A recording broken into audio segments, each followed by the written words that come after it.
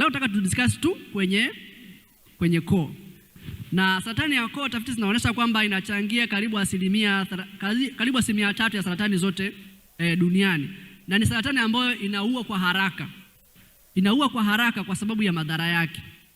Kumbuka, ukipata saratani ya koo, maana yake uvimbe upo kwenye koo. Na hili koo ndio sehemu ambapo chakula kinapita, ndipo sehemu ambapo unakunywa maji.